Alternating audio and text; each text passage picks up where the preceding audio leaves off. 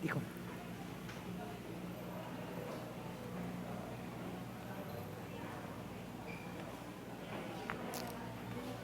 Test mic. Hello. Have a blessed morning, everyone. Oh, ang lakas pala. Magandang umaga po sa inyong lahat. Maganda ba ang umaga natin? Glory to God. Glory to God. Meron pong bago eh. Kaya lang, hindi ko nakuha yung name.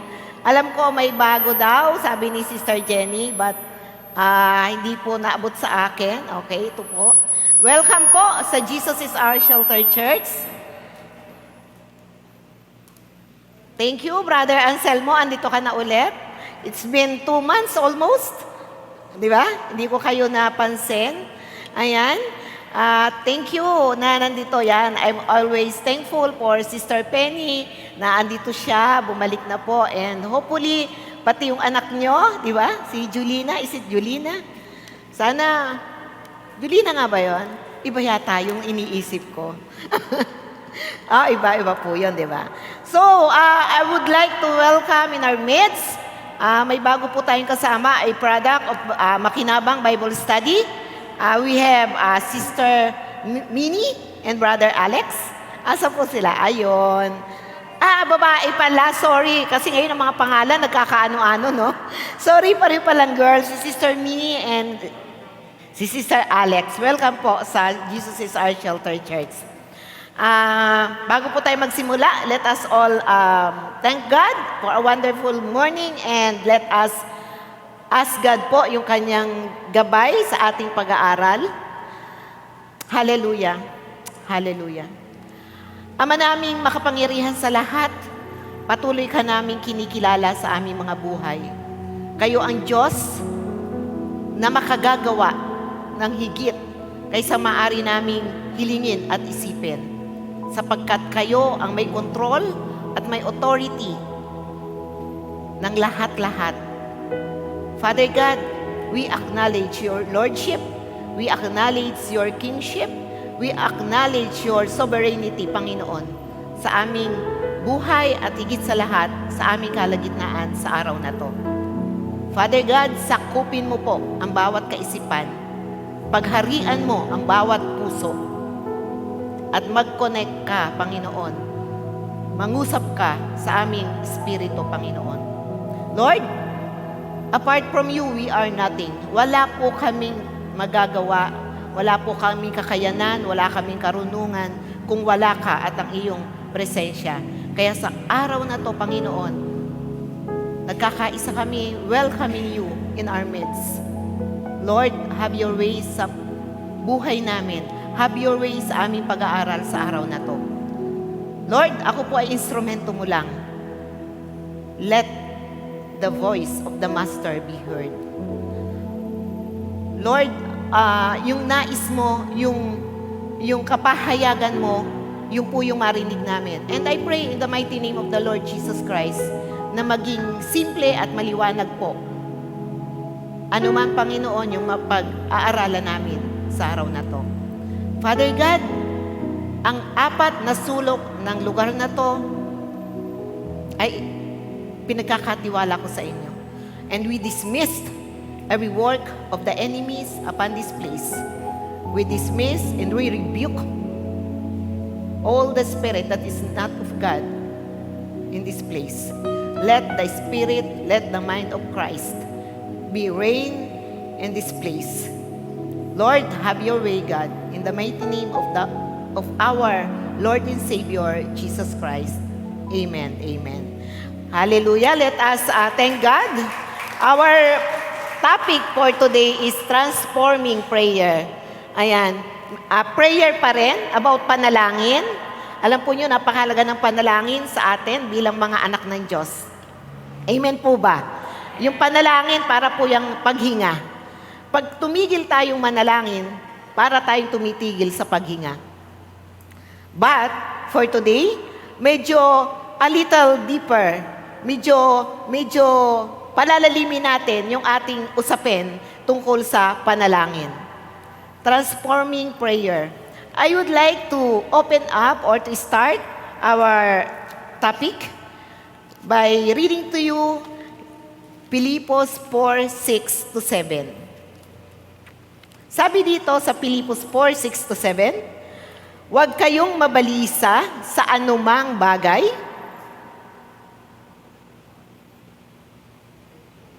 Sa halip ay hingin ninyo sa Diyos ang lahat ng inyong kailangan. Nilagay ko po dito, ang sabi ng Lord, kailangan lang. Kasi po minsan tayo, ang dami nating nakikita, ang dami nating gusto, ang dami nating desire, ang dami nating pangarap, na minsan hindi in line sa kalooban at talagang kailangan natin.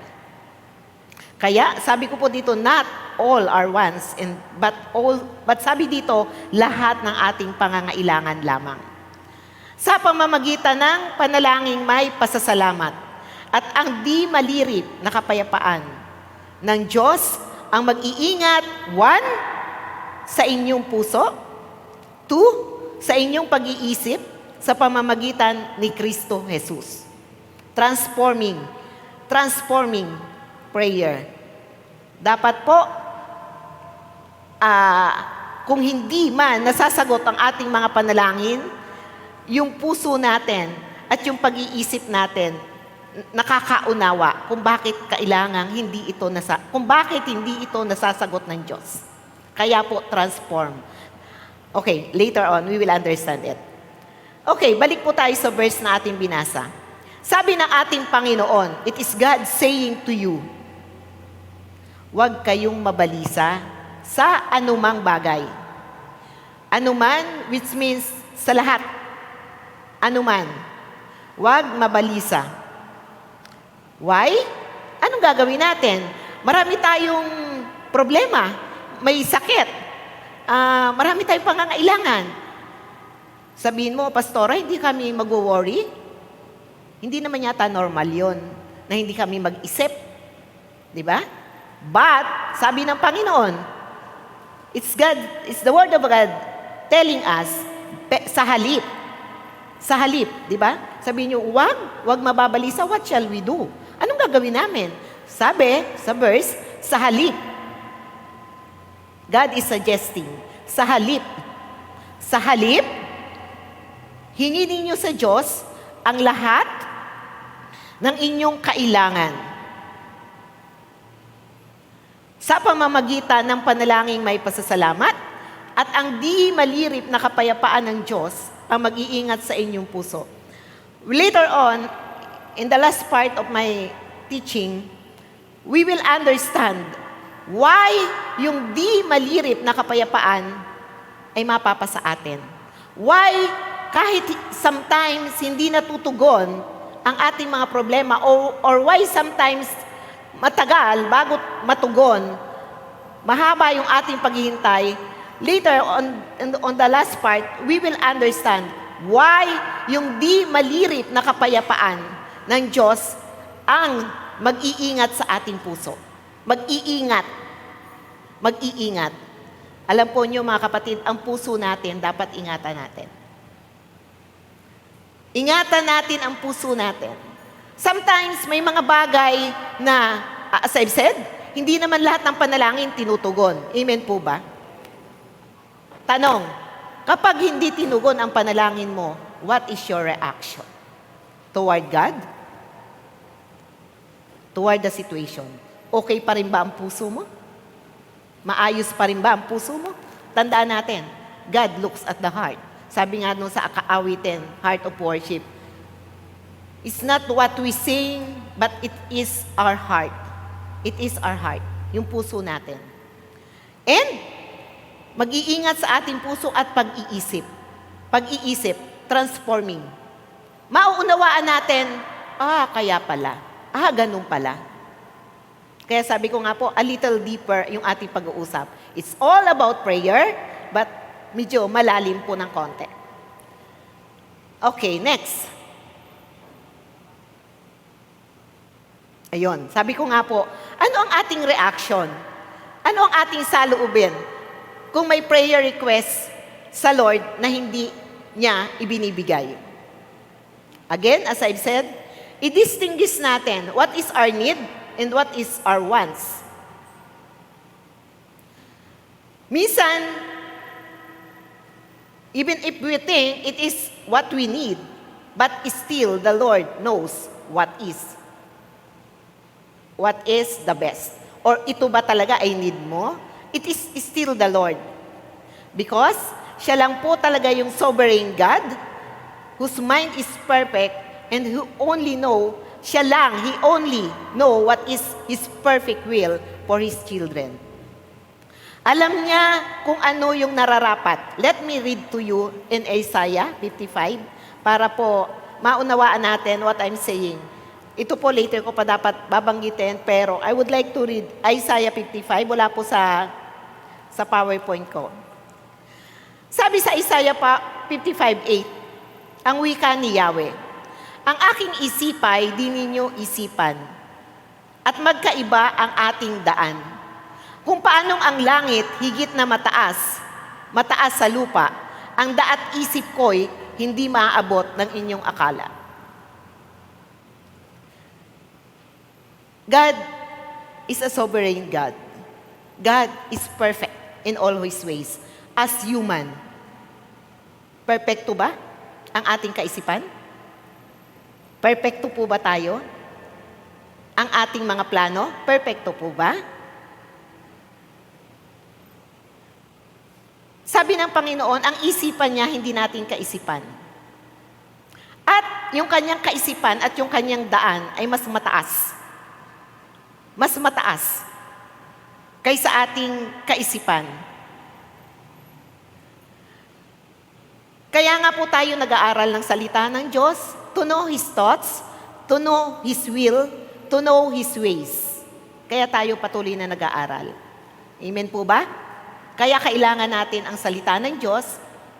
Kaya po tayo nandito araw-araw, kaya tayo may Biblia, kaya natin binubuksan ang Biblia, kaya natin, ang sabi sa Joshua 1:8, meditate, pagbulay-bulayin. Kaya natin pinagbubulay-bulay kasi pinag-aaralan natin ang pamamaraan ng Diyos, ang kaisipan ng Diyos. Amen po ba? Okay. Ngayon, sabi ko nga doon sa aking binasa, that's why ito po, sabi ko nga dito, minsan kala natin, ito yung nararapat sa akin. Ito yung plano na alam kong fit sa akin. But only God knows what is the best and perfect for you. So, sabi dito, ulitin ko, kung paanong ang langit higit na mataas sa lupa, ang daat isip ko'y hindi maabot ng inyong akala. But, sabi ko nga, as we are studying about the Holy Spirit, yung banal na Espiritu Santo, yun yung magtuturo sa atin and magpapaunawa kung ano yung sinasabi sa Biblia. Ang banal na Espiritu Santo ang siyang guro natin. So, kung sabi dito, yung kaisipan daw ng Diyos, mataas, mahirap arukin, subalit, it is also said here sa mga previous teaching ko na the Holy Spirit can teach and can reveal. Pwede ipahayag, ipaalam sa atin what are the deep things of God, what are the, sabi sa 2 Corinthians, yung mga ano doon, sabi doon, mamaya po, ano yun natin, yung mga malalalim na kaisipan ng Diyos, the Holy Spirit can reveal it to us. Kaya po tayo patuloy na nag-aral and we asking the Holy Spirit to teach us. Okay, base po sa ating binasa, na sabi ng Diyos, ang aking isipay di ninyo isipan at magkaibang ating daan. We therefore conclude na kung susundan natin ang pamamaraan ng Diyos, mauunawaan natin ang kanyang kaisipan. Uulitin ko po. Kung susundan natin, kung ating gagawin ang kaparaanan ng Diyos, mauunawaan natin ang kanyang kaisipan. Like, for example, alam po natin na sa mga latay ng Panginoon, we are healed. Manampalataya lang tayo at mangyayari. Pag naunawaan po natin yon at we acted on it, mangyayari po yon. we will understand kung ano yung ginawa ng Panginoon para sa atin at the cross of Calvary. We must always understand the ways of God, yung kaparaanan ng Diyos, so that maunawaan natin kung ano po ang kanyang kaisipan. Let us continue. Sabi po dito sa Mateo 7:9-11. Okay. About His ways, about God's ways. Before this verse, sa Matthew 7, 7, and 8, sabi doon, humingi kayo at kayo ay bibigyan. Kumatok kayo at ang pintuan ay bubuksan sa inyo. Yun po yung general principle of prayer. Matthew 7, 7 and 8. Let me read. Kung hindi pa po natin, kabisado yung Matthew 7, 7-8, bago ko po i-discuss yung Matthew 7, 9-11. This is the basic principle of prayer. Matthew 7. Sabi po dito, humingi kayo at kayo'y bibigyan, humanap kayo at kayo'y makasusumpong, kumatok kayo at ang pinto'y bubuksan para sa inyo. Verse 8, sapagkat tumatanggap ang bawat humihingi, nakasusumpong ang bawat humahanap, at binubuksan ang pinto sa bawat kumakatok. Yun ang sabi ng Panginoon, it is settled. Totoo po yan. Totoo po yan. If we ask, makaka-receive tayo. Pero, ang ating pagtanggap, base pa rin po kung ano yung gusto ng Diyos na matanggap natin. As I've said, hindi lahat po ng prayer pinakikinggan kasi God knows what is best. Baka yung hinihingi natin, hindi yun yung best for us. Why? Sabi sa Matthew 7:9, bibigyan ba ninyo ng bato ang inyong anak kung humihingi ng tinapay? Bibigyan ba ninyo siya ng ahas kung humihingi ng isda? Of course, no. Kung kayo na masasama ay marunong magbigay ng mabubuting bagay sa inyong mga anak, gaano pa kaya ang inyong amang nasa langit, ibibigay niya ang mabubuting bagay sa humihingi sa kanya. Ito po yung sinasabi ko na ito ang gusto natin, but God knows hindi yun yung maganda para sa atin. Kasi as father, Brother Yang, bibigyan mo ba ng hindi magandang bagay ang inyong anak kung humihingi sa inyo? God knows na kung ang hinihingi mo ay ito, para sa'yo, maganda yon. Pero pa sa pananaw ng Diyos, hindi. Hindi yun yung tama para sa'yo. Kaya hindi niya ibibigay sa'yo. Kasi He only wants to give you kung ano yung mabuti. Kaya nga, bilang ama, bibigyan mo ba ng bato ang inyong anak kung humihingi ng tinapay? You are in control. You are in authority. That's how God also deal with us. Alam niya, na akala mo tinapay yung hinihingi mo, pero para pala sa Diyos, bato yun.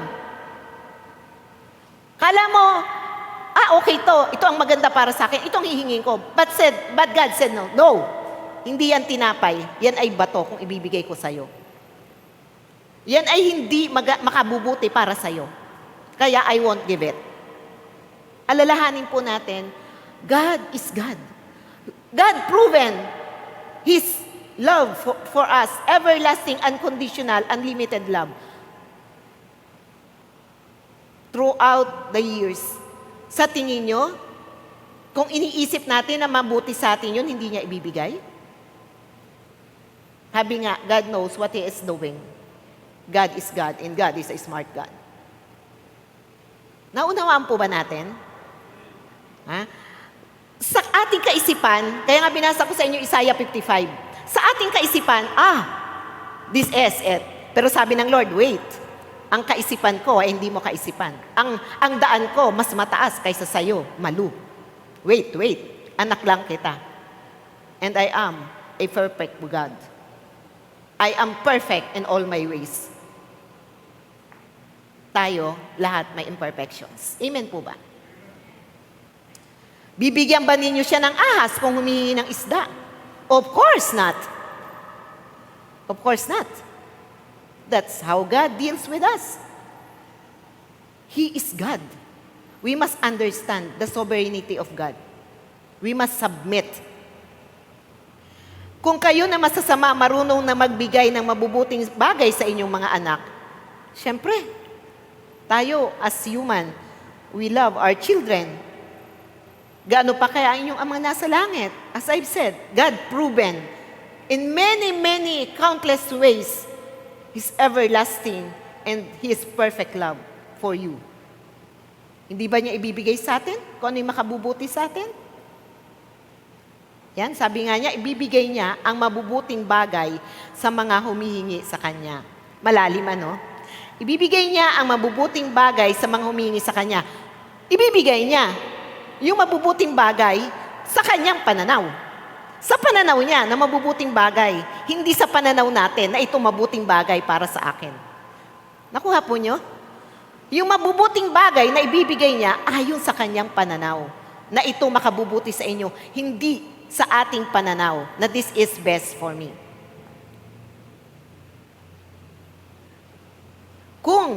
Verse 11, kung kayo na masasama, sabi sa Matthew 7:11, kung kayo na masasama ay marunong magbigay ng mabubuting bagay sa inyong mga anak, gaano pa kaya ang inyong amang nasa langit? Gaano pa kaya ang inyong amang nasa langit? Sana maunawaan po natin, mga minamahal, that hindi lahat ng ating prayer, hindi lahat ng ating gusto, hindi lahat ng ating plano naaayon sa kalooban ng Diyos. Sana po maunawaan natin yan. Transforming prayer. Later on my teaching, we will understand bakit tayo natatransform sa prayer. It is changing us. Sometimes prayer changing us, not changing the situation or the condition. It is changing us. It is how transformation takes place. Nasaan na po ako? Kung kayo na masasama ay marunong magbigay ng mabubuting bagay sa inyong anak, gaano pa kaya ang inyong amang nasa langit? Ibibigay niya ang mabubuting bagay, binasa ko na pala to, sa mga humingi sa Kanya. Okay. Ibibigay niya ang mabubuting yon ayon sa Kanyang pananaw. God, tandaan natin, hindi ko alam kung point number 1 o number 2 to. Tingnan ko ang aking God, tandaan po natin, God has the final say. Sabihin po natin, final say. God has the final say sa buhay ng Yes, mga anak niya tayo eh. Ha? Ako ba? Wala akong final say sa buhay ng anak ko? I have. Kasi I am the mother, I know. Di ba? As the mother, I know what I'm doing. May final say ako. I have the authority over my daughter. So does God to us. Ibibigay niya ba ang alam niyang ikasasama mo at ikalalayo mo sa Kanya? Of course not. Sabihin ng Diyos, wait, marunong ka pa sa akin. I am God. Next, anak. So tandaan natin, God has the final say sa buhay natin. Minsan, ang dami nating gusto, ang dami nating ginagawa, ang dami nating iniisip, ang dami nating gustong marating. But, tandaan po natin, it is always God. Kasi pag-aari tayo ng Diyos. Pag-aari tayo ng Diyos. We are His. Sabi ng God sa atin, you are mine. You are mine. Sabi nga kanina sa awitin, every single breath galing sa Diyos. Ano ang meron ka sa buhay mo ngayon na hindi binigay ng Diyos? Ano ang meron ka sa buhay mo ngayon na hindi nag-originate at hindi inallowed ng Diyos? Wala. Every single breath, biyaya ng Diyos sa atin. Romans 12:2, transformation. Huwag kayong umayon sa takbo ng mundong ito. Mag-iba na kayo at magbago, renewal, transformation, upang mapatid ninyo ang kalooban ng Diyos. Very itong verse na to, very familiar. Pero namnamin po natin, huwag kayong umayong sa takbo ng mundong ito. Minsan kasi yung ating mga nais, yung pala yun. Hindi natin, parang very subtle, yung pala, sa mundo na pala yun. Mag-iba na kayo at magbago ng isip upang mabatid ninyo ang kalooban ng Diyos. Kung ano ang mabuti, at nakalulugod sa Kanya at talagang ganap. Nakalulugod sa Kanya. Lagi yan ang layunin ng Diyos bilang mga anak niya. Ang ating buhay, ang ating gawain, ang ating kaisipan at plano, lahat nakalulugod sa Kanya. Kung hindi, God won't allow it. No. Kaya, sana para maging light ang mga bagay-bagay sa atin, maunawaan natin ang kaisipan ng Diyos, sabi dito, mag-iba na kayo at magbago. Magbago, renewing of the mind. Di po ba yung ating kaisipan simula nang tayo ipanganak? Kaisipang sa mundo? Di po ba? Kaisipang, ano bang, I have to be careful. Kaisipang hindi maka-Diyos, di ba? Ibang kaisipan, ganun. So kaya sabi ng Diyos, magbago na kayo, mag-renew. Ang sa English po yan, renew your mind. Upang mabatid, ito na nga po, upang mabatid ninyo ang kalooban ng Diyos. Siyempre yung kalooban ng Diyos, siya lang yung nakakaalam nun. Di ba? Hindi pa natin alam yun. Kaya nga, kalooban niya yun eh. Hindi naman kalooban natin eh. Kung ano ang mabuti. Kung ano ang mabuti at nakalulugod sa Kanya. At talagang ganap. Perfect. Perfect. What is perfect? Nakalagay sa English yan. What is the perfect will of God? Mga minamahal, the ultimate purpose of God for your life and my life is that we will be conformed to His image and likeness. We will be conformed. Yung ating puso, yung ating isip is according to His image and likeness. Kaya po, may mga bagay-bagay na dapat maunawaan natin. Huwag tayong magtatampo sa Diyos kung bakit ang tagal na ba itong prayer ko hanggang ngayon ganito pa rin. Ba't hindi niya binigay? Ba't ganon? Ba't hanggang ngayon wala pa rin akong asawa, wala pa rin akong boyfriend? Baka hindi pa yan ang kailangan mo, yung boyfriend na yan. Amen? Hindi mo pa kailangan si boyfriend na yan. Sabi ni Lord, kung ano lang yung kailangan. God knows kung kailan mo kakailanganin ang boyfriend. May nakangiti po sa akin. Amen? Amen? God knows the timing of God. Sabi, ang gustong-gusto ko yung sinabi ni Sister Beth one time yung, when the time has come, ano nga ba yun? Maganda lang yung kinote ni Beth sa Proverbs. When the time has come, when the time is right, He will make it happen. Ayan. Sa Proverbs, when the time is right. When the time is right. Alam ng Diyos yung perfect time. Perfect timing. Wala pa? Hindi pa dumarating? O medyo magulo pa ang buhay mo? May pinoproseso ang Diyos. Hintay ka lang. Kaya magulo, may pinoproseso. Pag naayos na yan, mauunawaan mo, ito pala. Kaya pala hinayaan ng Diyos na dumaan ako sa magulong sitwasyon na to. Kaya pala medyo nagtagal ako. At the end pala, ito ang gusto ng Diyos na mangyari. Ito pala yung plano niya. Kung ano yung mabuti at nakalulugod sa Kanya. What is His perfect will? Kung ano yung sabi nga, my thoughts is higher than your thoughts. Ay, ito palang thoughts ni God. Kaya pala hindi nangyari yung thoughts ko. Ito pala ang daan na gusto niya. Iba sa daan na gusto ko. Later, maunawaan natin why it happened. Because He is God. Next, anak.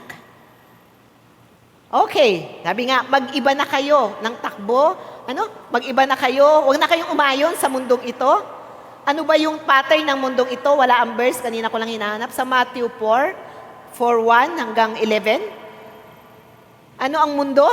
Nung tuksohin ni Satanas, ang Lord. Marami pinakikita sa atin ang mundo. Ano ang mga pinakikita sa atin ng mundo na nakakadistract sa atin? Lust of the eyes. Maganda to. Magandang bahay, magandang kotse. Gusto ko yan. Lust of the eyes. Lust of the flesh. Masarap sa pakiramdam. Ganyan, lust of the flesh. Pagkain. Ayan. Minsan, sarap. Yun yung sinasabi ko mga kapatid. Sarap, panandali ang sarap. Ice cream, masarap. Masarap nga. Pero ang epekto, hindi natin alam hanggang kailan yung calories na. Alam niyo po ba, nang pinag-aaralan ko to kahapon, ang mga pagkain. Kaya nga yan dumadaan sa nutrition facts. Yung iba, bago bumili sa supermarket, nutrition facts. Ang calorie. 2%. Ang fats. 3%. Okay to. Pag po ba tayo kumakain, binabasa natin yung calorie content, fats content. Dapat tinitingnan natin, ang protein. Wow, gusto ko to. 30% protein. Calcium, 20%. I like this. Ang calorie, 3%. Okay. Bilhin ko to. Kaya nga may nutrition facts. Hindi po, never i-approve. Mahuhuli kasi nasa manufacturing ako ng pagkain. Napakaigpit po ng food and drugs. May mga snacks kami na ilo-launch. Magwa 1 year na. Hindi pa makapasa-pasa yung aming mga nutrition facts sa food and drug sa FDA. Hindi mai-launch yung mga snacks namin. Masusi ang pag-aaral ng food and drug. May demandahan. Pag yung naka-declare mo sa FDA ay hindi naayon pag actual analysis, hindi magtali, madidimanda ang kumpanya. Tigil ang pagbebenta, agad-agad, tigil ang pagbebenta ng produkto. Pag hindi, naayon, nilagay nila calorie content is, sa nutrition facts is 20, pero yung actual 30, may random check-up po ang DTI sa mga supermarket. Nirarandom nila yan. Kinukuha yung produkto, ina-actual nila yan. Para makita kung tama yung nakadeclare doon o hindi. Ano ang punto ko dito, mga kapatid? Paano na po tayo doon? Yung minsan, masarap, di ba? Tukso. Tinutukso tayo ng pagkain. Pero, dapat smart tayo.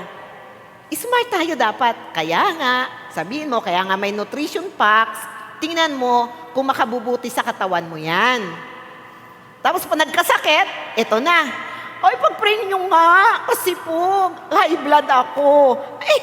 Paano yung kinain mo? Sobrang fats. Diba? Pag-pray nyo kasi po yung sugar ko, yung mata ko malabo na. Kumain ka ng matamis. Alam mo namang matamis. Tapos ngayon magpapapray ka dahil yung mata mo malabo na. Po, yung mga temptation, I'm talking temptation. Maraming temptation sa atin. Pride of life. Temptation, hindi makabubuti. Di ba? Kaya hindi po iaalaw ng Diyos yan. Yan iaalaw ng Diyos. Next point, God as God, He will do what He please. He will do what He please. God siya eh.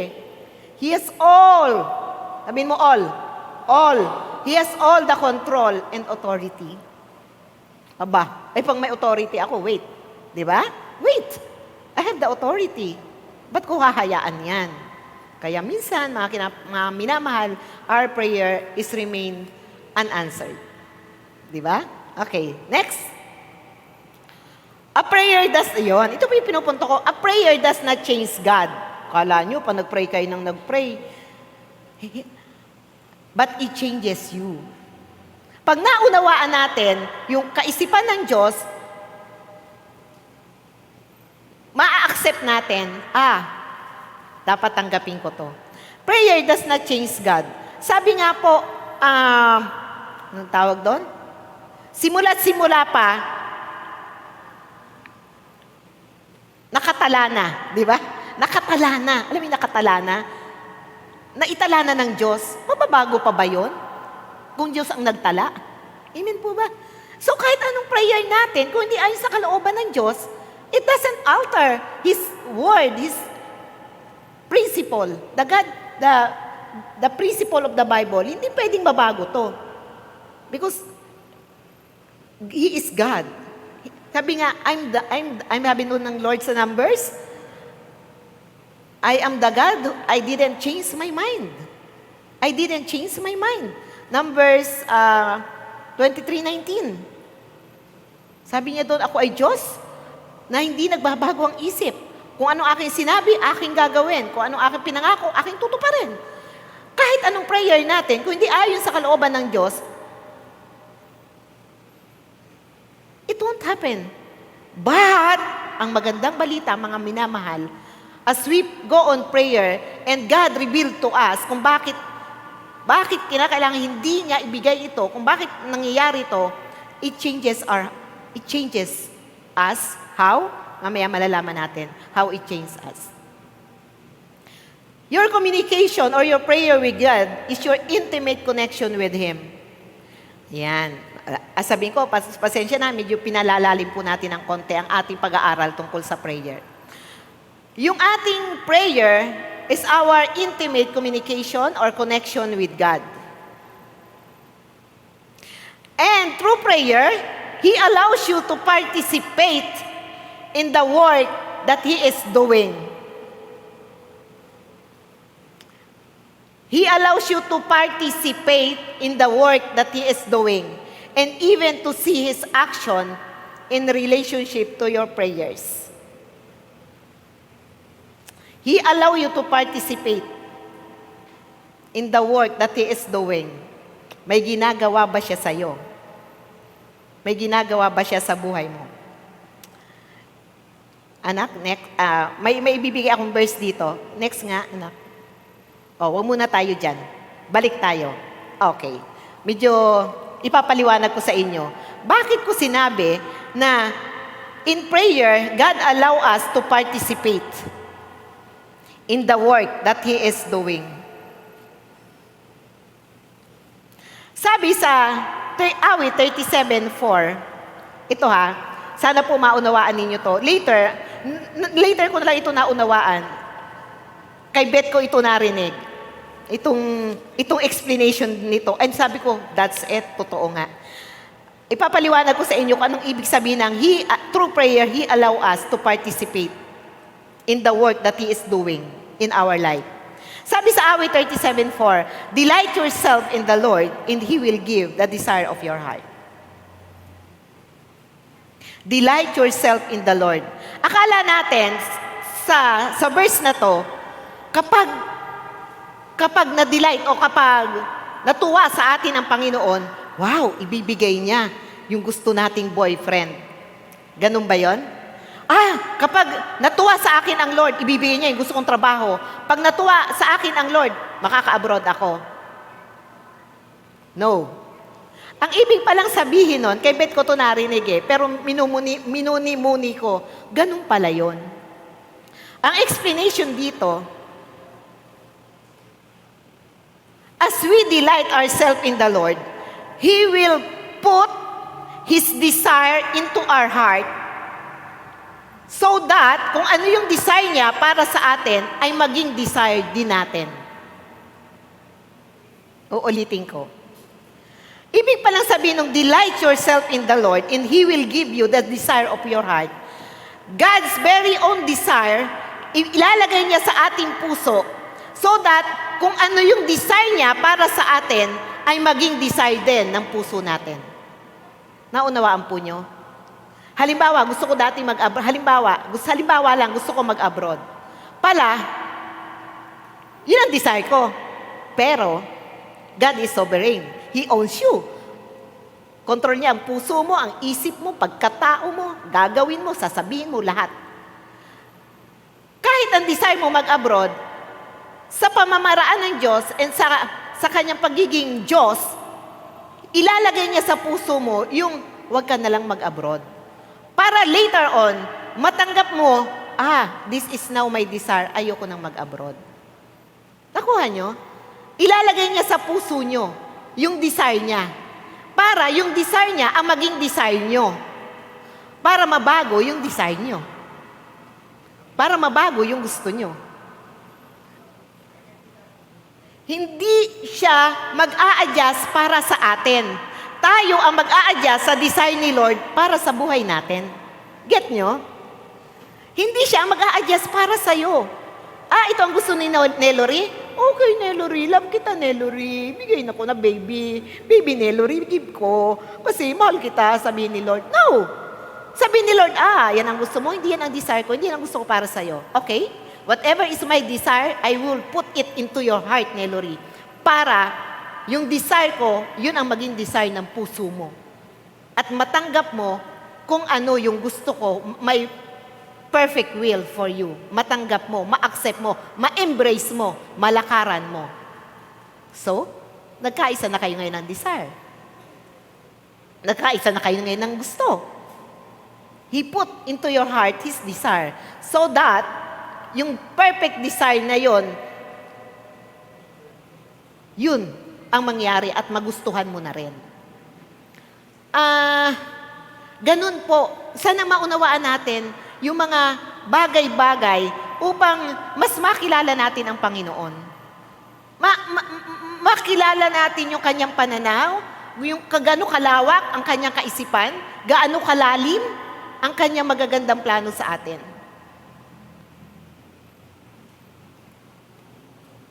That's why, sinabi ko, He allow you to participate in the work.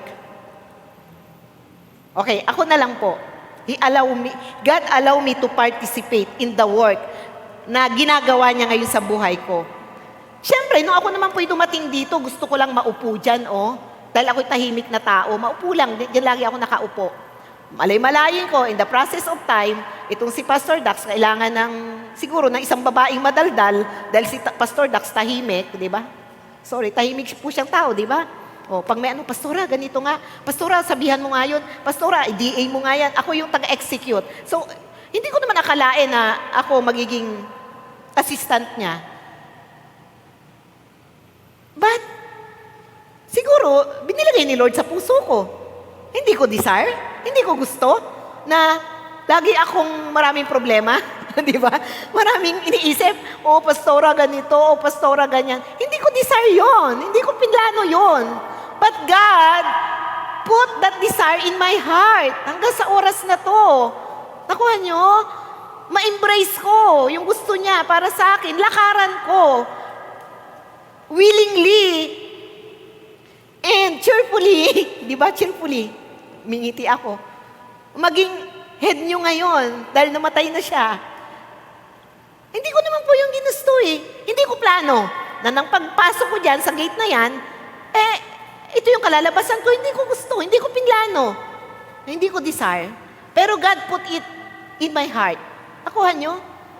Put it in my heart na hanggang ngayon, andito pa sa puso ko, hindi pa niya inaalis. Because siguro, I delight myself in God. Lagi akong ma-attend nun. Ang tawag doon, ang naging una kong katungkulan, ang tawag doon, yung head ng young adult. Young adult pa ako noon. Head ng young adult, siguro nakita naman ng Lord, okay, tinanggap niya, ini-embrace niya, okay, I will promote a little, ipropromote kita ng konti, ganito ka na ngayon, ganito. Kasi in-embrace ko yung desire na nilagay niya sa puso ko. Yun yung God allow you to participate in the work that He is doing. Allow you to participate through prayer. Siyempre, prayerful din naman ako noon. Lord, saan ba ako talaga attend permanente? Sa JIL Santa Barbara ba? O sa dito? Ano ba pangalan nito noon? Dito, Jesus is our shelter Community of the Good Shepherd, I think. Ano yun? May Good Shepherd Ewan ko, dito ba sa Good Shepherd o doon sa sa Santa Barbara? Saan? Nag-pray ako. But through prayer, God allow me to participate in the work na gusto niyang ipagawa sa akin. Ito na nga yun. Noon hanggang ngayon, ito ginagawa ko. In-embrace ko kung ano yung plano niya sa buhay ko. Yung po yun, mga minamahal. Pinag-pray ko lang noon, saan ako nararapat umattend? Pero yung prayer ko, pinalawak ng Diyos. Yung prayer ko, nag-expand. Nag-enlarge yung territory ko. Dati, lang ako, ang tawag doon, yung adult chairman, hanggang biglang-bigla, sabi ni Pastor Dax, gawin po kitang assistant. Sabi ko, oh Lord, is it you? Pinag-pray ko, sabi ko, siguro nga, kayo yan. Kasi, para namang kakayanin ko through God. Kakayanin ko through God. Kasi mahal kita, God. Kahit hindi ko kaya, sasamahan mo naman ako, I will ask help. Like that. Mga ganung bagay po. So, through prayer po, ibibigay sa atin ni God yung nais niya para sa atin at matututunan natin na lakaran yon. Lalakaran natin yon. Moving forward, anak. Yan. So, again, sorry anak, yung sabi nga, point 1, prayer does not change God. It changes you. Kahit sabihin ko na, Lord, gusto ko attend this lang. No, hindi binigay ni Lord yon. Binigay niya much greater, and sa pagbibigay na niya noon, He changes He changes my thinking, kung ano yung gusto ko, na maging katungkulan lang bilang Kristiyano. Gusto ko nga nun, intercessor lang eh. Kaya nga panay-attend ko ng intercessor nun dito sa likod, kay Sister Letty. Parang gusto ko lang nun, intercessor, tuwing Sabado ng hapon, andito kami sa likod. So, it changes me. It changes my outlook through prayer. But it doesn't change kung ano yung gusto ko. Yung gusto pa rin po ng Diyos ang nangyari. Next, God hears and answers prayer, but His purpose in prayer go far beyond. Go far beyond. Giving us a measurable response. Yes, ang Diyos ay dumidinig ng panalangin at sumasagot. Pero, ang kanyang layunin sa bawat panalangin natin, sometimes it go far beyond. How? How it go far beyond? Sometimes in prayer, God wants to transform our lives. Gusto niya, through prayer, pag nagbabad tayo sa presensya niya, matatransform yung ating buhay. Yung ating buhay ay mapapalalim. Yung ating personal na relasyon sa Kanya ay mapapalalim, mapapalawak. Yun naman tayo, di ba, mga kapatid? Paano tayo matatransform into the image and likeness of God? Kung kunting bagay lang, magtatampo tayo sa Diyos, hindi na tayo magcha-charge. Kunting bagay lang na may makita tayo sa church or sa kapatiran, ito na yung ating reaction. No, hindi ganon. Sabi ko dito, your personal relationship with Christ must be deepened. Your personal, lahat tayo may personal na relasyon, must be deepened. Palalimin po natin at palawakin natin. Hindi as where, hindi yung, ano yun sabi doon? Where, as is where He is. Ano yun? As is where is. Ayun. As is where is. Hindi ganun. Dapat lumalago tayo. Kaya nga po yung kinder, nagiging prep, nagiging grade 1, nagiging high school. Gusto po ba nyo manatili tayo sa grade 1? Gusto nyo yun? Manatili tayo sa high school? Hindi tayo makagraduate? Oh, wow. Your relationship, or my relationship, hindi lang kayo, must be deepened. Palalimin natin. Palawakin natin. Hindi yung as is where is. Kung ano tayo nung tayo nakakilala 10 years ago, 20 years ago, yung pa rin ang ating kaisipan? Wow. Yung pa rin ang ating kaisipan? Dapat lumalago tayo. Yung ating pagmamahal sa Diyos, lumalalim. Lumalalim. Kahit ano man mangyari, hindi matitinag, matitibag. Hindi masisira ng anumang sitwasyon, ng anumang kondisyon ng ating buhay. Malalim, malawak. Kaya ko po nasabi, transforming prayer. Dapat natatransform tayo. Next, anak. Ay, hindi. Parang may gusto pa akong ipaliwanag dun. Transform. Okay. Transform. Sabi ko nga po kanina, doon sa Isaiah 55, kapag naunawaan natin ang kaparaanan ng Diyos, kapag sinundan natin ang kaparaanan ng Diyos, una, susundan natin ang kaparaanan ng Diyos, gagawin natin kung ano yung kalooban ng Lord, dun lang natin mauunawaan ang kanyang kaisipan. Dun lang natin mauunawaan ang kanyang kaisipan at plano. Katulad ko po, ako na lang, para po simple. As I embrace God's will for me to be in this church, ngayon naiintindihan ko na I understand His thoughts. Why ako ginawang assistant ni Pastor Dax? Kaya pala kukunin na pala siya ng Diyos. Nakuha nyo? Pero kung hindi ko pinalo yung His way, yung kaparaanan niya sa buhay ko, nasundin ko yung mandate niya, na maging assistant ako noon, if I didn't follow His way in my life, Kung sabi ko kay pastor, ay pastor, ayoko. Ang dami naman dyan, no? Ang dami dyan matatagal na pastor. O, ba't ako? Ayoko. No. Gusto ko matahimik na buhay. Gusto ko simple, at kasi simpleng babae ako. Gusto ko tahimik, kasi tahimik na babae ako. Pwede naman, di ba? Pwede naman. But when I follow God's way in my life, now I understand His thoughts. I understand His thoughts. Kaya pala. Kasi ako yung matyagang tao. So kaya pala, kailangan na tinanggap ko yon, kailangan kong maging matyaga, kahit anong kaguluhan, matyaga pa rin ako dito, hindi ako maalis ng church, kahit anong nangyari, nandito pa rin ako matyaga. Now I understand the thoughts of God for me. Again, when we follow His way, we will understand His thoughts. And when we understand His thoughts, number 3, we will renew our mind. Lalawak, uunlad ang ating kaisipan. Then, it will change our heart, our vision. It will change our heart, our vision. Our dreams and plans is now in line with God's purpose and dreams for our lives. Magkakaisa na, magtutugma na po. Magtutugma na. As we transform His ways, His thinking, His desire, His purpose and goal for my life, aakapin ko, tatanggapin ko, with patience, with love, with endurance, aakapin ko. Nakuha po ba nyo? Kasi naunawaan ko, it is His plan for us. It is His plan for me. It is His plan. Sana po ganun tayo mga kapatid. Ano mang sitwasyon ng buhay natin, nandun tayo. Maunawaan natin. Ano yung gusto mo, God? Ba't nangyayari ito?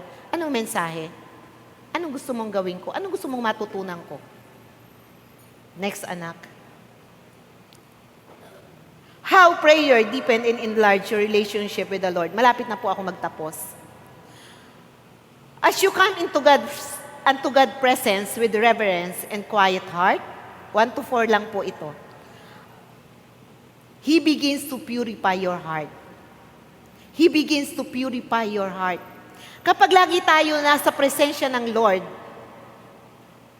quiet yung ating kaisipan at puso, willing na makinig, He begins to purify our heart. It developed a passion for love to God, and we begin to see Him as the provider for all our needs. Sabi sa Pilipos, kailangan po lagi may salita ng Diyos, ano? Balik tayo sa Pilipos 4-7. Huwag kayong mabalisa sa anumang bagay. Sa halip ay hingin ninyo sa Diyos ang lahat ng inyong kailangan. Sa pamamagitan ng panalangin may pasasalamat, at ang di malirip na kapayapaan ng Diyos ang mag-iingat sa inyong puso. Tanong, kapag ba ang inyong puso ay punong-puno ng kapayapaan? Sabi dito, ang di malirip na kapayapaan ng Diyos. Kapag ba may kapayapaan ang puso nyo, kapag ba binigyan kayo ng Diyos ng di malirip na kapayapaan, sa tingin nyo, may reklamo pa kayo? Sa tingin nyo, mag-iingay pa tayo? Marami pa tayong nanaisin?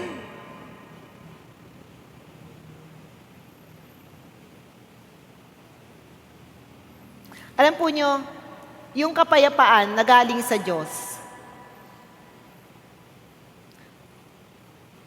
yung kapayapaan na galing sa Diyos, yun po yung mag-iingat sa ating puso at sa ating kaisipan. That's what the Bible says. That's what the Bible says. Yung kapayapaan, yung di malirip, di maunawaan, yung di malirip, di maunawaan, na kapayapaan na galing sa Diyos, ang siya mag-iingat sa ating puso at sa ating kaisipan. Sa ating sitwasyon sa panahong ito, sa gobyerno, alam naman natin, kahit ako hindi mahilig sa panonood hindi nga ako nakakapanood ng balita Hindi rin ako nakapagbasa ng dyaryo. Pero marami nagkukwento sa akin. Di ba? Sa gobyerno daw, ganito ang nangyayari. Away. Ganun ba? Di ba, kung makikinig tayo sa mga ganong sitwasyon, di ba, pati tayo parang maapektuhan, ay ganun na pala ngayon sa bansa namin. Ganun na pala kagulo ang mga nasa taas, sila nag-aaway, sila nagsisiraan, sila lang. May balita ba kayo? Wala. Ha? May wala, may meron. Ayan, di ba? Kasi nung mabalita ako yun, sabi ko, wow, ganun pala? Ganun na pala ngayon? Uy, parang, ewan, ayoko nang magsalita. Nakaka-disturb, di po ba? Then, alam naman natin ang nangyayaring global war. Global. Halos lahat sa buong mundo, sakop na ng war, di ba? Kanya-kanyang kampi. Sa tingin po ba nyo, makakaranas pa tayo nung di malirip na kapayapaan? Di ba? But, sa Diyos lang po yun nagmumula. Sa Diyos lang po yun magmumula. Yung di malirip na kapayapaan. Parang yung joy, yung kagalakan sa puso, hindi yun nakabase sa anumang sitwasyon, hindi yun nakabase sa anumang kondisyon, kundi yung joy na galing sa Diyos, yun ay nakabase sa ating relasyon sa Diyos. So, ganun din po yung kapayapaan.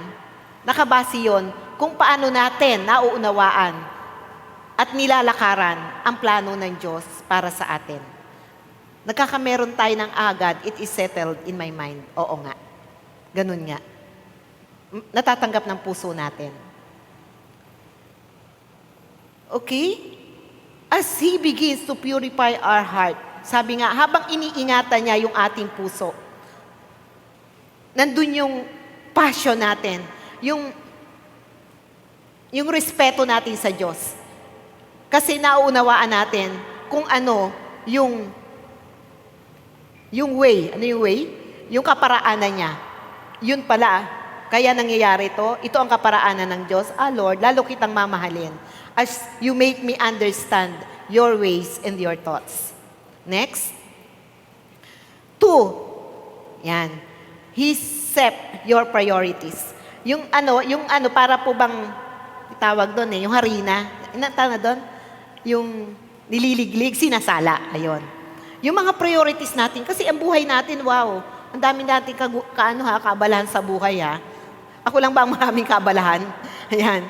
So, marami tayong ginagawa sa buhay, marami tayong mini-maintain. Pero, sinasala. Pag alam natin yung layunin ng Diyos sa buhay natin, na-discover natin kung ano yung desire niya para sa atin, sasalain niya yung ating mga priorities. Ito, dati priorities ko, hindi na kita priorities. Ito na ngayon.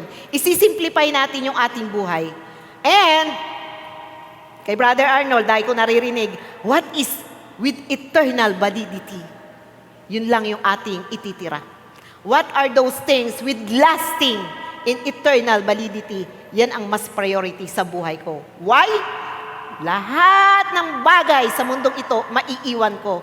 Pero, yung mga oras na ginugol ko sa pagba-Bible study, sa pag-aaral ng salita ng Diyos, sa pagpipray, sa pagpipellowship, sa pag-counsel, yun lang yung may eternal value. Na pag ako'y namatay, recorded in heaven, yun lang yung may lasting na nakatumbas na panahon. Why?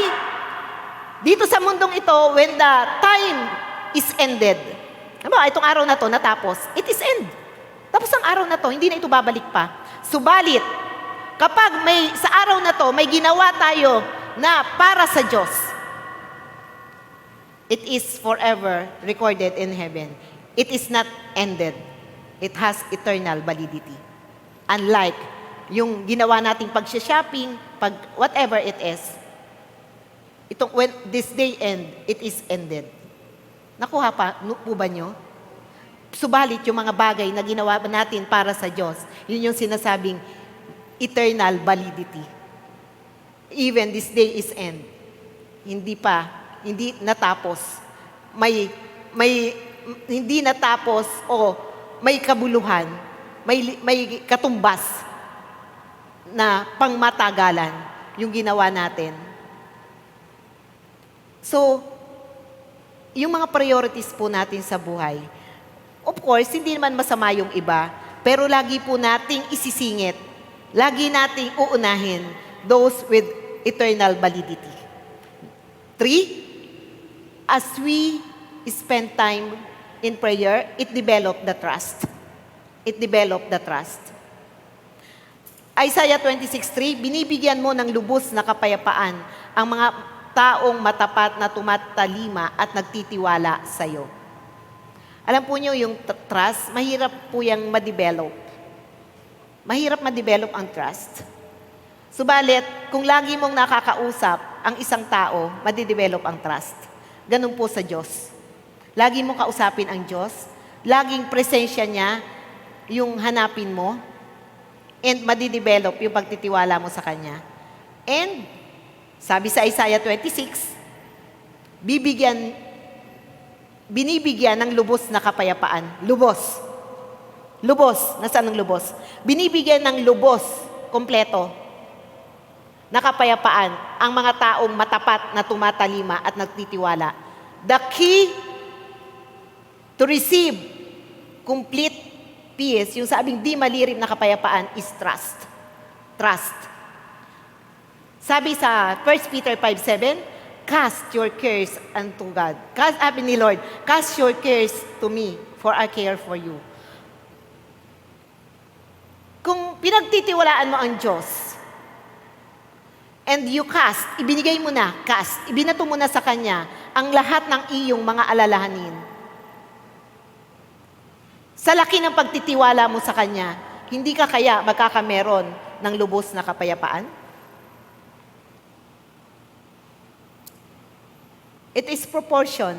How much you know God, how much you trusted God, yun po yung kapayapaan na matatanggap mo rin galing sa Kanya. Again, the key for us to receive complete peace, yung di malirip na kapayapaan, is that we trust God. We need to trust God. Kaya nga po, inilahad ko sa inyo, pag may mga bagay na hindi nangyayari, God knows what He is doing. Trust Him. Amen? Trust Him pa rin. Trust Him still.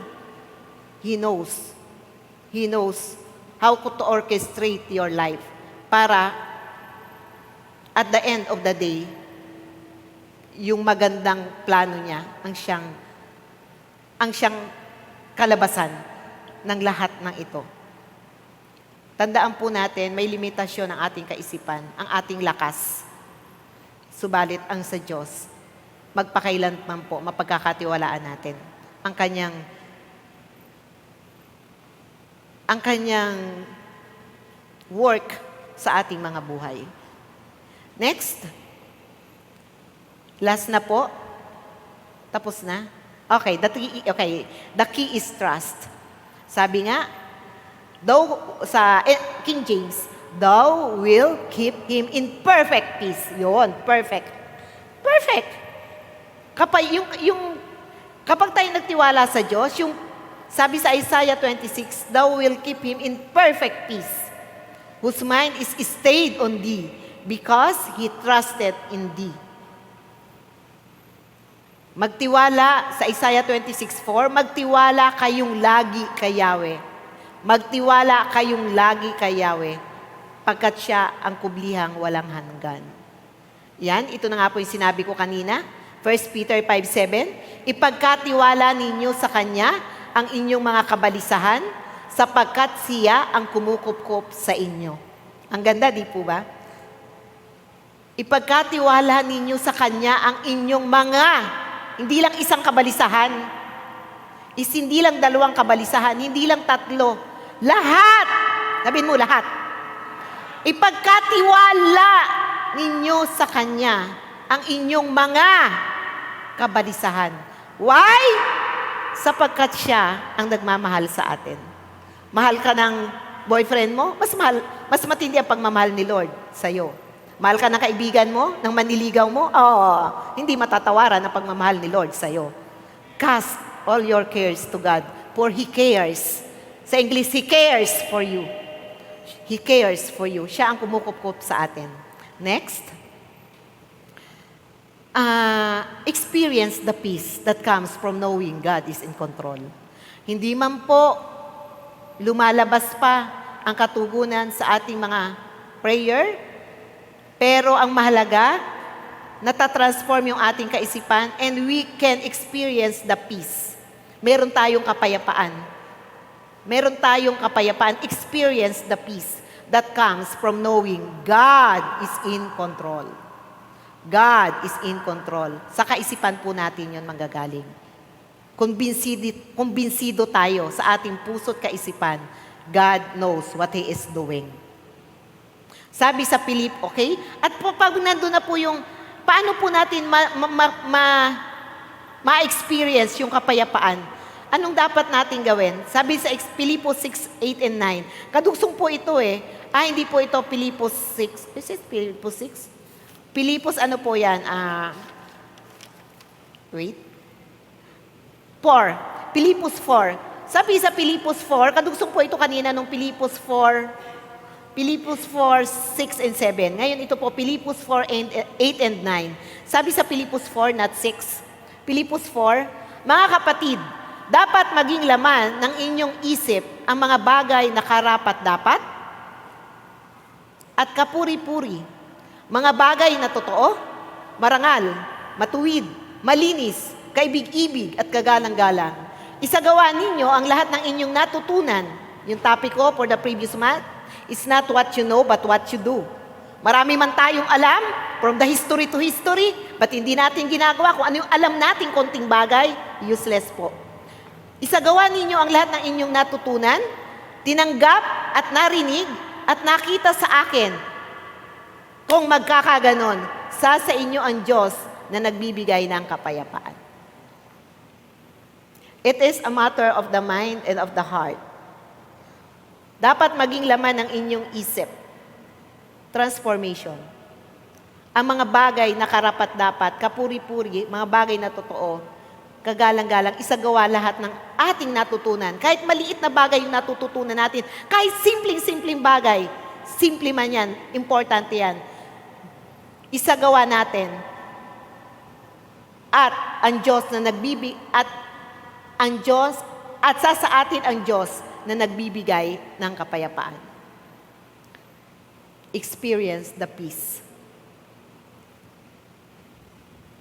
Sa buhay na ito, as I've said, maraming distractions, maraming wants, maraming needs. But, ang mahalaga po, hindi man natin makontrol minsan yung mga bagay-bagay sa ating kapaligiran, pero kontrolado po natin ang ating kaisipan at ang ating puso.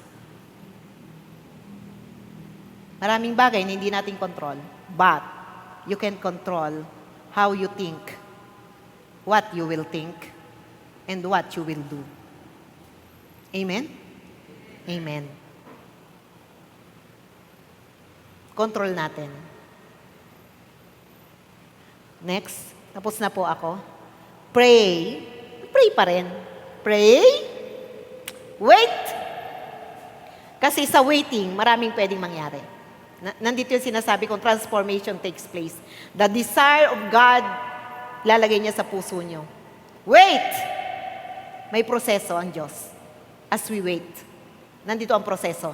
May ginagawa ang Diyos. Hindi pwedeng walang ginagawa ang Diyos as long as nag-pray ka. As long as nag-pray ka, hindi pwedeng walang gawin ang Diyos sa waiting period. And while waiting, trust. Trust that God is God. Trust that God is a good God. And He is a sovereign God. Know therefore, sabi sa Deuteronomy 7:9, know therefore that I am your God. I am a faithful God. Sabi ng Diyos sa Deuteronomy 7:9. Know therefore that I am God. I am a faithful God, keeping a covenant of love for 1,000 generations for those who love me and keep my commands. Hindi ka pababayaan kailanman ng Diyos. The more you pray, the more transformation you will discover. Yung fear mo will transform into courage, yung worry mo into faith, your sadness into joy, your weeping into rejoicing. Habang nandito tayo sa waiting. there is a transformation that will take place in our mind and then in our heart. Mahalaga po ang puso at isipan natin. Nakikita po yan ng Diyos. Amen?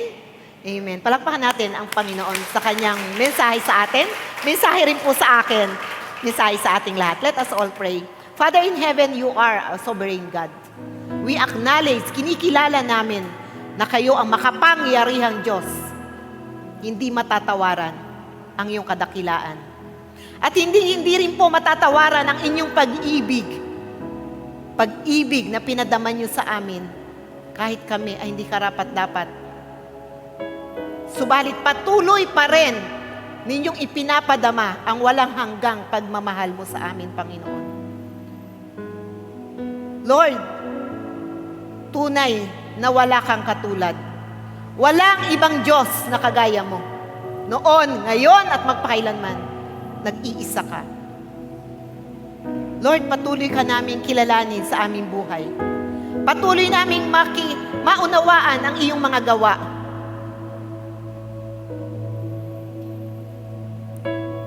Patuloy naming i-embrace, yakapin, tanggapin. What is your perfect will in our lives? Father God, we submit. We submit unto your dealings into our lives. Patuloy ka nga pong magturo sa aming mga kaisipan. Mangusap upang patuloy na marinyo ang aming kaisipan into the mind of Christ. Into the mind of Christ. Into the ways of God.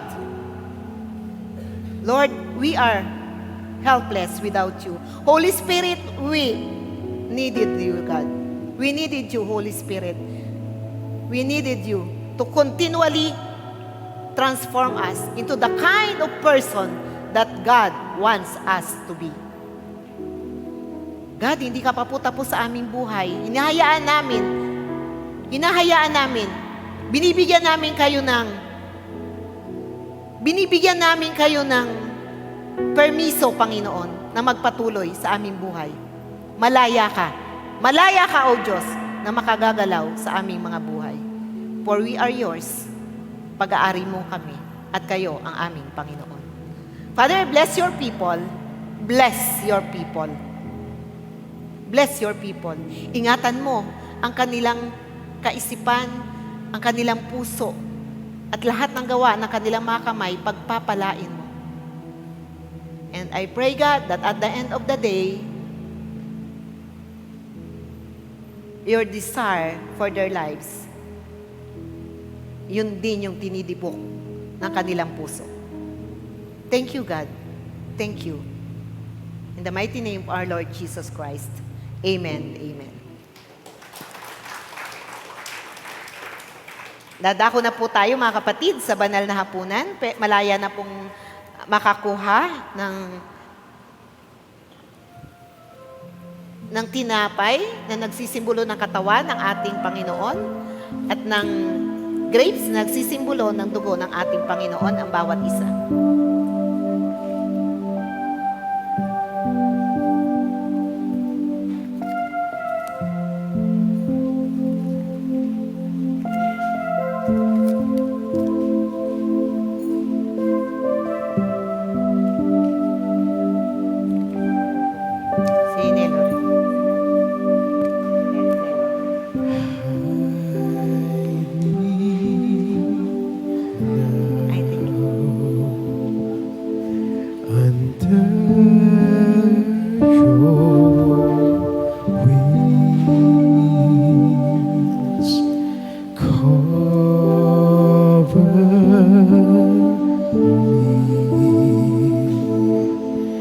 Within your mighty hands, when the oceans rise and thunders roar, I will soar with you above the storm. Father, you are King over the flood.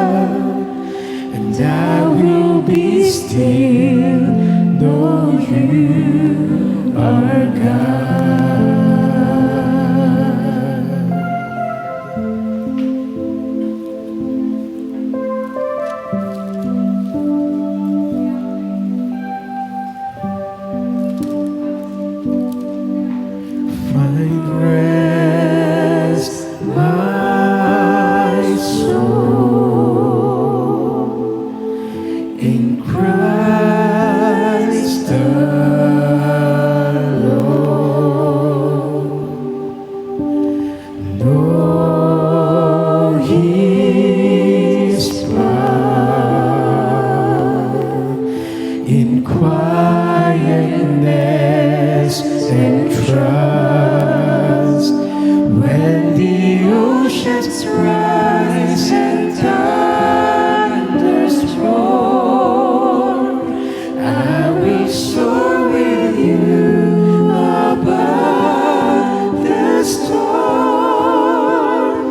Father, you are King over the flood, and I will be still, know you are God.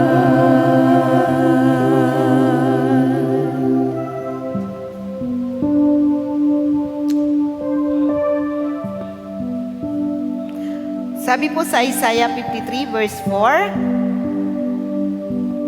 as we remember God, as we remember kung ano po ang sakripisyo ng Panginoon, kaya po tayo nakarating sa ganitong kalalagayan.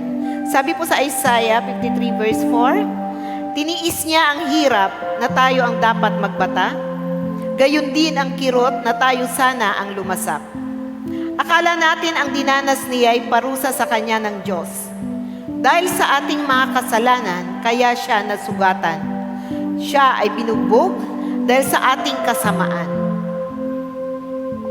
Tayo ay gumaling dahil sa pahirap na tinamo niya at sa mga hampas na kanyang tinanggap.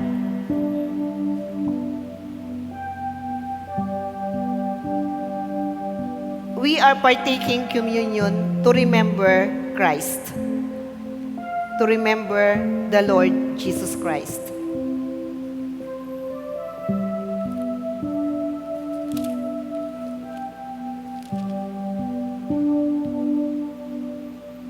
Ang hapag ng Panginoon ay isang taimtim na pagpapahayag ng kamatayan at muling pagbabalik ng ating Panginoong Hesukristo. Ito ay isang pag-alaala sa kagandahang loob ng Diyos sa pamamagitan ng kanyang mabiyayang pagpapatawad sa ating mga kasalanan. Ito ay hindi lamang isang ritual na ginagawa ng iglesia, kundi ito ay isang pagsunod sa utos ni Hesukristo na ating Panginoon. Hindi nito napapatawad ang ating mga kasalanan, subalit sinasalamin nito ang bagong tipan ng pakikipag-ugnayan natin sa Diyos sa pamamagitan ng kamatayan ni Jesus sa krus ng Kalbaryo. Tayo pong lahat ay tumayo. Ito rin ay isang mahalagang pagpapakita ng ating pakikipag-isa sa katawan ni Kristo, ang Iglesia. Ang babala ni Apostol Pablo ay nagsisilbing paalaala sa atin na ang hapag ng Panginoon ay isang gawaing pinag-iisa, hindi pinagbabahabahagi ang mga mananampalataya kay Kristo. Madiing ipinapalaala ni Apostol Pablo na ang hapag ng Panginoon ay isang banal na gawain at dapat igalang. Ang pakikibahagi rito ng hindi nararapat ay nagbubunga ng hindi maganda.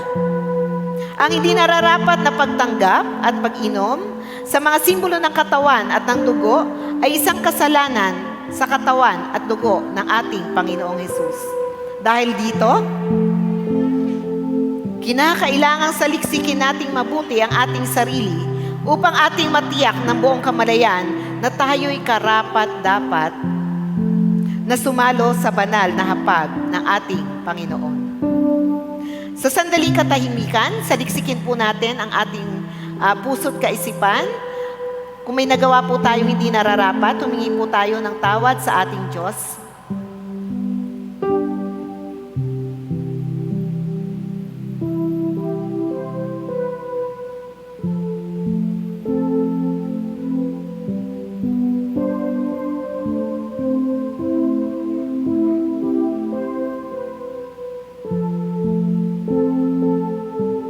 Panginoon namin Diyos, lubos ang aming pasasalamat sa iyong dakilang pagmamahal sa amin.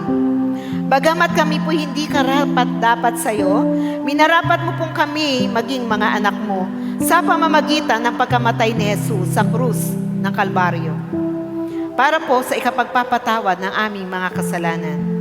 Dalangin po namin na sa aming pagtanggap sa simbolo ng katawan ni Jesus, na nabayubay sa krus, patuloy po ninyong pag-alabin ang aming mga puso sa pagpupuri sa iyo. Pagpalain mo po ang simbolong ito upang ito'y maging pagpapala rin sa amin. Sa pangalan ng aming Panginoong Hesus. Itaas po natin ang tinapay na siya nagsisimbolo ng katawan ng ating Panginoon. Ito ang aral na tinanggap ko sa Panginoon at ibinibigay ko naman sa inyo. Ang Panginoong Hesus, nung gabing siya ay ipagkanulo, ay dumampot ng tinapay, nagpasalamat, at pinagpira-piraso ito at sinabi, ito ang aking katawan na inihahandog para sa inyo. Gawin ninyo ito bilang pag-alaala sa akin. Tanggapin po nating lahat ang simbolo ng katawan ng ating Panginoong Hesus.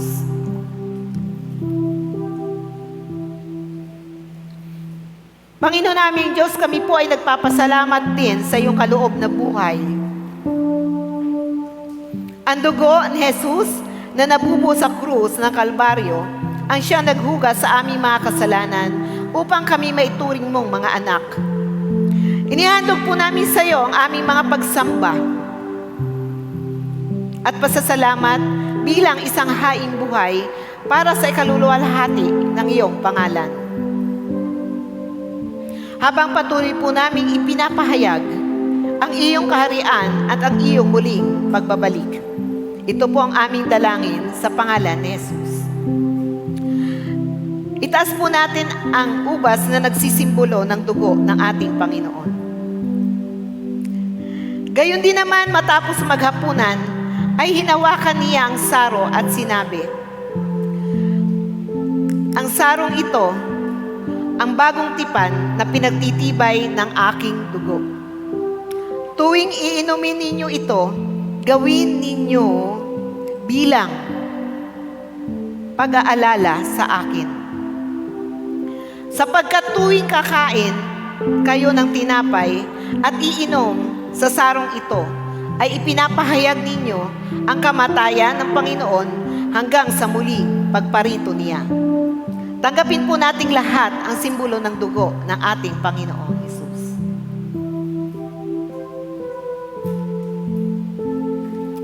Naway lubusan kayong pabanalin ng Diyos na siyang nagbibigay ng kapayapaan. At naway panatilihin niyang walang kapintasan ang buo ninyong katauhan, ang espiritu, katawan at kaluluwa, hanggang sa pagparito ng ating Panginoong Hesukristo. Tapat ang tumawag sa inyo at gagawin niya ang mga bagay na to. Sumainyo nawa ang pagpapala ng ating Panginoong Hesus. Amen. Amen.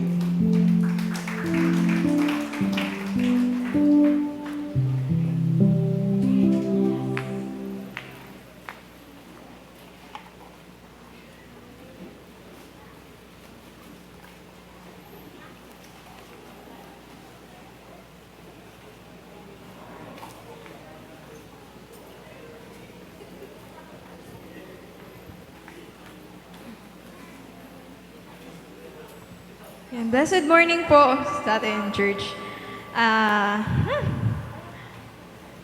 To be honest, ang dami kong gustong sabihin. Ang dami ko pong takeaway din sa message ng Panginoon sa atin, sa akin personally this morning. But siguro in relation po with giving, kasi obviously, nandito po ako to share para po sa ating tithes and offering. But also, I want to be a testimony for today na I will be speaking kasi ito po yung na-experience ko. Hindi dahil ito yung palagi kong naririnig every time na merong nag-exhort po dito about sa giving of tithes. Personally, ang dealing po sa akin ng Panginoon, Sumunod ka. Because ito yung design ko para sa'yo. You have to give your tithes, you have to share it with the church. But I will be very honest and straight na hindi ko po siya nagagawa all the time. Guilty po ako doon and siguro hindi lang po ako yung naka-experience ng ganun. Right? Ako lang po ba? So, wag niyo na po sagutin, but I believe na meron din po sa inyo na nakaka-relate sa ganon. Pero po, every time, nire-review ako ng Panginoon. Nire-remind niya ako na, ito yung design ko sa inyo, katulad po nung preaching last Sunday, anak tayo ng Diyos, and ito yung design sa atin ng Panginoon. At yung design na yun, we have to follow it. Regardless, mahirap man siya, but we have to follow it. So yun po yung concern natin. I know, yes, mahirap po siya. When we have everything sa life natin, pag marami tayong pera, marami tayong means, marami tayong ma-share, it is really good to share. Di pa po? At maluwag po sa atin yung pag-share na yon. Maluwag sa loob natin because we know na kahit mag-share tayo, meron pa rin tayo na para sa atin. Yun po yung literal. But, paano when we have nothing? Nothing but nothing. How are we able to share pa? So, yes, when we have everything, it's really good to share. But church, when we have nothing, it is best to share. It is best. Dahil kahit wala na tayo, kahit alam natin na ito na yung last ko, ito na yung huling bala ko, pero ibibigay ko to sa Panginoon. Knowing that God is our provider at never pa pong nagkamali ang Panginoon sa buhay at sa timing ng lahat ng bagay na nararanasan natin. So, church, I don't know kung ano po yung status mo ngayon individually. If nandun ka ba sa point mo na you have everything, or nandun ka sa point mo that you have nothing. But the message of God is, you follow, you obey, and you will see miracles in your life. You want miracles? Yes, we want miracles. So let us challenge our faith, step on your faith, at alamin natin, mararanasan natin ang kabutihan po ng Diyos when it comes to our finances and to our lives, daily lives. Sabi po kanina sa preaching natin, point number 4, experience peace that comes from the Lord. Peace. Peace knowing that He is our provider and He is the Father. The Father na hindi nagpapabaya kahit sino, kahit kaninong anak, sa kahit anong punto ng buhay. That is the God that we deserve. Then that is the God that we serve. So right now, I invite everyone to please join me in prayer. Let us lift our tithes and offerings to the Lord. Lord, good morning. We know, Father, na you are the perfect God that we have. We know na lahat ng timing sa buhay namin, alam mo. And God, sumasampalataya kami na kahit ano man po yung ibigay namin dito, whether, Lord God, ito na yung huling bala namin, huling pera, huling kayamanan. But Lord, if we give it to you, yung puso namin nakikita mo na merong sakripisyo na inalay. Hindi lang basta-basta pera, hindi lang basta-basta kung ano man. But Lord, yung puso namin kasama na inalay, I believe, Lord God, na nakatingin ka at nararamdaman mo po ang bawat ibinibigay namin para sa church at para sa iyo. Lord, I believe that you will honor these steps of your children. I believe, Lord God, because naranasan kita sa buhay ko at alam ko, Panginoon, na ganito ka rin sa buhay ng bawat isa sa amin, hindi lang po sa akin. Sa amin lahat, you are faithful, Panginoon. You are faithful enough at patuloy mo pong ipapakita yung kapangyarihan mo at yung kabutihan mo sa bawat isa. Lord, we will obey because we love you. And Lord, we love you because naramdaman namin yung totoong pagmamahal na nanggaling sa iyo. Lord, ikaw yung unang nagmahal sa amin. Kaya po hindi namin ipagkakait kung ano man yung meron kami. This is all for you, Lord God. Everything that we have in this life comes from you. At hindi ka nagdamot sa amin kahit minsan. You only want best for your children. And Lord God, right now, we are lifting our tithes and offerings to you. I know, Father, na sa kayamanan mo, sobrang konti lang nung meron kami. Pero Panginoon, this is how you test us. This is how you test our faith and our hearts. Kaya po, Father, I pray na malugod ka sa bawat iaalay ng iyong mga anak. Matuwa ka, mabigyan ka namin ng kaligayahan because this is what you want. And Father, we are stepping on our faith in giving because you are a giver. At lahat-lahat ng nararanasan namin ngayon ay inalaw mo na maramdaman at maranasan namin, Father. Thank you so much. This is our prayer. In Jesus' name, amen.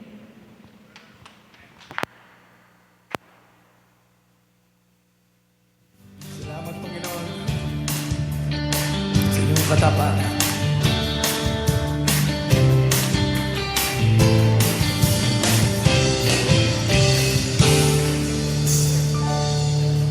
Panahon lumilipas, maungko'y kumukupas, ngunit ang pag-ibig mo, Jesus, hindi magwawakas. Magbago man ang mundo, isa lang ang totoo. Mga pangako, salita mo, matutupad ito. Panginoon, kay buti mo, pag-ibig mo'y binababago sa bawat araw ng buhay ko. Mula pa noon hanggang sa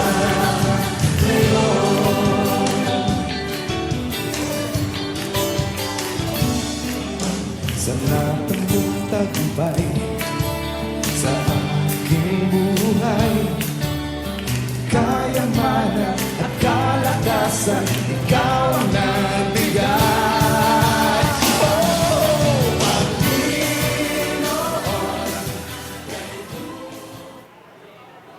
Ayan, nakita po naman natin yung ating mga pabalita, no?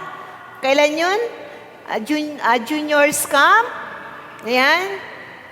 June 9. Anong araw tong June 9? Oh, Sunday, Monday. Sunday, Monday.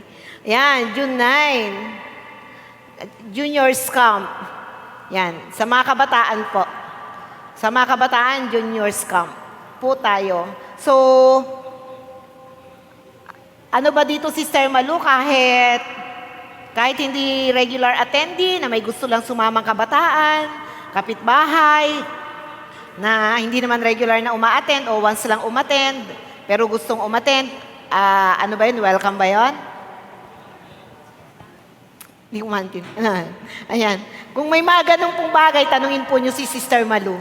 Halimbawa, may mga kapitbahay po kayo na gustong umattend, na gusto nyo na maranasan nung inyong kaibigan, kamag-anak, kakilala, yung Junior's Camp. Malay natin, dito ma-born again sa Junior's Camp. Di ba? Walang aksidente sa Lord. Ayan, tanungin po natin si Sister Malu kung welcome po. And then, siyempre, may registration yan. I mean, yung magpapalista dapat para alam natin yung kung sino yung a-attend, di ba?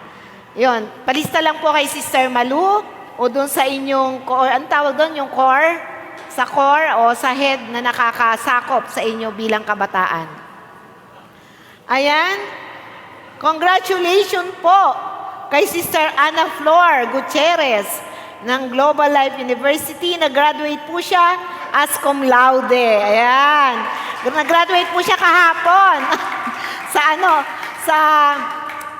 BBCA, BBCA dati. Ngayon, Global Life University. Bible school po yon, Bible school. Wow, cum laude po siya. Kaya po siya ata sa susunod na gawain ng adult sa kanyang bahay, blowout, parang ganon. Oh, yes po ba yon? Narinig ko yun doon daw sa malawak. Yan, malawak o malaking bahay nila sa Plaridel. Doon daw po yung gawain ng adult next time.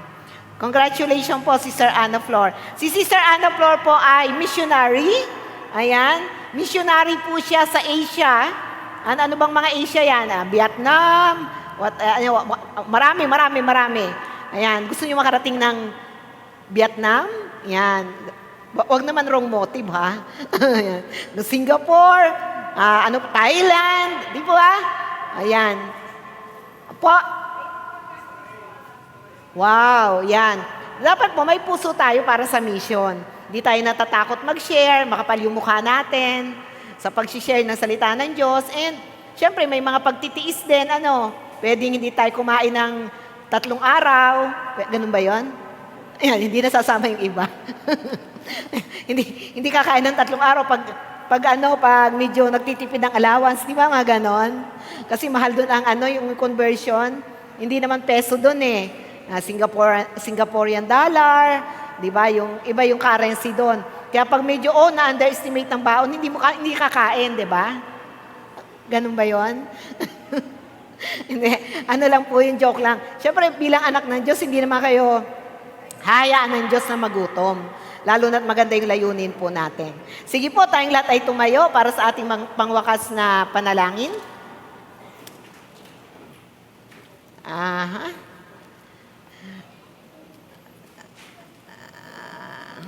Na-bless po ba tayo sa mensahe for today? Oo, yan. Mahalaga po, naunawaan natin na mahal tayo ng Diyos. Minsan may mga hinihintay po tayo, pero it doesn't change the fact na ang Diyos ay nagmamahal po sa atin. Perfecto. Perfecto ang pagmamahal ng ating Diyos. Sige po, tayo ay manalangin. Ama naming Diyos na hindi nagbabago, kahit po kami ay nagbabago, kahit po kami minsan ay nagkukulang, nagkakasala, subalit hindi nababago yung pagiging perfect and holy God mo. Lord, thank you. You are so constant sa pagmamahal sa amin. You are so persistent sa pagkilo sa aming mga buhay. Hindi ka nagpapabaya, Panginoon.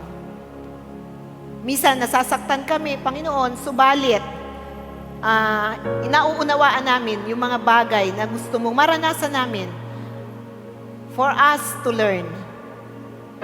And for us na maging malawak ang aming pananaw. Lord, maraming salamat na nagpapatuloy ka na gumagalaw sa aming mga buhay. Lord, matutunan ka naming mahalin sa sakit, sa lungkot, sa saya, sa kagalingan, sa kasaganaan, o minsan kakulangan. Lord, hindi magbago yung aming pagmamahal sa iyo at aming pagtitiwala. Lord, bigyan mo po ng perfect peace. Yun yung sinabi mo, Panginoon, perfect peace ang iyong mga anak. Ano man po yung sitwasyon na pinagdaraanan nila. Minsan hindi madali, Panginoon. Minsan maraming tanong sa inyo. Subalit, siyasatin po namin ang aming puso, Panginoon, at maging tapat kami sa inyo. Upang, Lord, maihayag mo sa amin, maipaunawa mo sa amin ang iyong layunin sa lahat ng ito. Sapagkat, at the end of the day, ang nais mo para sa aming lahat ay maging matured kami. Maging matured kaming Kristiyano. Upang maging kagamit-gamit ang aming buhay para sa iba. Lord, i-bless mo po ang iyong mga anak. Maging matatag, maging firm sila, Panginoon. Tumaas yung antas at level ng kanilang pananampalataya. Higit sa lahat, maging marubdob yung kanilang pagmamahal sa iyo. Laging andun sa boiling point na gusto lagi nila ay maglingkod sapagkat, Lord, sa paglilingkod, doon mo maipaparanas yung maturity ng bawat isa, Panginoon. And in serving you, God, we will grow. We will grow. We will grow. Father God, i-bless mo po ang iyong mga anak. Taas po natin ang ating mga kamay. Lord, ang mga kamay na to na nagtitiwala, sumusuko, Panginoon, sa inyo, nagpapasakop sa inyong pagiging Diyos. Lord, ano man po yung kanilang mga deepest desires and prayers, kung hindi pa panahon, give them the faith. Give them the courage to wait. Wait. And Lord, kung ang mga prayers nila po ay naayon sa iyong kalooban, bigyan kanila ng pinakamataas ng parangal at kapurihan. Lord, pagpalain mo, Panginoon, ang lahat ng kanilang mga plano na naayon sa iyong kalooban. Pagpalain mo ang lahat ng kanilang gawa, Panginoon. Lahat ng apakan ng kanilang mga paa, pagpalain mo. Lord, as they walk with you, andyan yung kalakasan na nanggagaling sa iyo. Panibagong sigla, araw-araw. Panibagong pag-asa. Sapagkat kayo ang Diyos na kumukup sa kanila. God, sa inyo po ang pinakamataas na papuri, pagsamba, pagkilala. Sa inyo po ang pinakamataas na pagdakila. Maluwalhati ka, Panginoon. Mamagnify ka sa aming buhay, ngayon at magpakailan, kailan paman. Amen. Amen.